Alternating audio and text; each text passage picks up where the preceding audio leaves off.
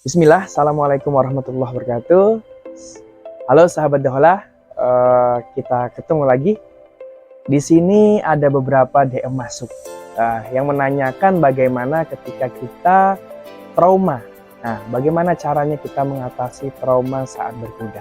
Nah, ini bahasan seru, bahasan penting, dan ini juga menjadi fokus kita. Bagaimana sih kita olahraga itu supaya aman, nyaman, tentunya juga bisa memberikan kebahagiaan dan juga kesehatan. Nah, jangan sampai ketika kita berkuda malah justru kita dapat bahaya atau amit-amitnya suatu hal yang tidak kita inginkan justru terjadi. Oke, jadi ada 3 tips yang akan kita share di sini bagaimana ketika kita mengatasi trauma berkuda. Yang pertama adalah kita dari diri kita sendiri. Yang kedua adalah kuda. Dan yang ketiga adalah pelatih atau pendamping. Nah, kita akan bahas satu persatu supaya mendetail dan ini bisa menjadi pelajaran untuk kita semua. Yang pertama, dari diri kita. Artinya dari diri kita karena kita pernah trauma, pernah mengalami insiden, dari situ timbul rasa takut, rasa tidak mau mengulangi, dan rasa khawatiran ketika itu terjadi lagi. Nah, dari sini kita harus membangun jiwa, membangun mental, membangun keberanian.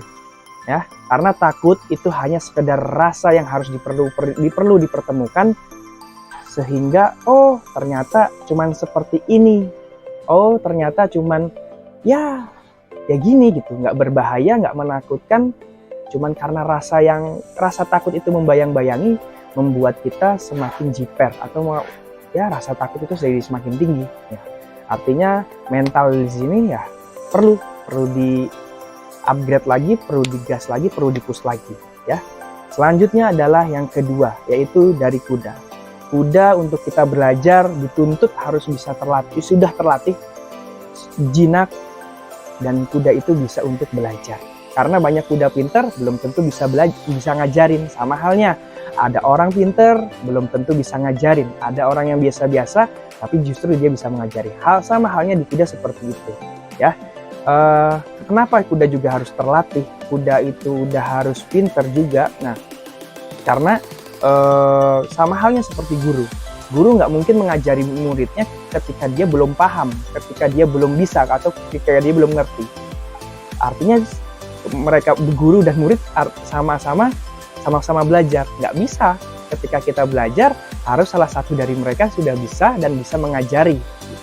Makanya di kuda di sini harus dituntut dia harus pintar dulu, terlatih, dan jinak.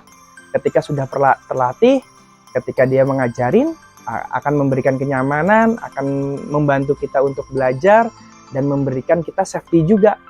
Gitu. Ketika kita ada salah gerakan, salah instruksi, insya Allah kalau kuda udah terlatih, lebih banyak memaafkannya daripada kuda yang beginner atau yang kuda baru belajar. Jadi di sini kuda itu dituntut sudah terlatih. Oke, selanjutnya adalah yang ketiga. Yang ketiga yaitu pelatih atau pendamping. Nah, ini menjadi poin terpenting dari suksesnya kita berkuda atau dari keberhasilan kita dalam berkuda. Pendamping atau pelatih itu sosok yang menguatkan, sosok yang memberikan semangat, dan artinya sosok yang akan bertanggung jawab ketika sedang ada di lapangan. Nah, jadi dari kita, bagaimana kita bisa menemukan pelatih yang bisa multi talent. Karena ada beberapa bagian dalam pelatih. Ada yang pelatih itu bisa membentuk kuda, atau membentuk orang, atau melatih orang. Nah, atau yang bisa keduanya juga. Tapi nggak banyak juga yang bisa mempunyai multi talent gitu, bisa melatih kuda dan bisa melatih orang. Artinya dari kita dituntut bagaimana kita bisa mendapatkan pelatih yang nyaman, yang bisa menyederhanakan materi, yang bisa memudahkan materi walaupun materi itu sulit atau walaupun materi itu berat. Ketika kita sudah dapat, insya Allah dari situ pelatih akan memberikan kenyamanan tersendiri dalam mengajar, akan memberikan clue-cluenya atau teknik-tekniknya yang memudahkan, dan pastinya akan memberikan safety juga. Di saat kita emang belum sampai tahap materi itu, ya tidak akan dikasih. Sampai dengan materi yang kita dalami sekarang matang dulu, baru kita lanjut ke materi selanjutnya.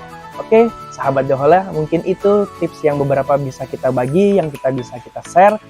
Terus semangat, jangan pernah menyerah. Ya jatuh, tapi jangan sampai membuat kita berhenti. Karena tidur aja bisa jatuh, apalagi berkuda dengan segala resikonya. Ketika kita menyiapkan safety, ketika kita sudah memberikan semua apa yang kita harapkan sudah ada, dari safety, dari pelatih, dari kuda, dan dari mental, insya Allah yakinlah pasti ada momen-momen atau yang menguatkan atau yang membuat kita lebih semangat lagi, lebih apa sih arti dari kita berkuda, ya bagaimana kita belajar dan terus belajar. Jadi tetap semangat, jangan menyerah, tetap utamakan safety, insya Allah berkuda kita akan aman. Akhirul kalam, wassalamualaikum warahmatullahi wabarakatuh.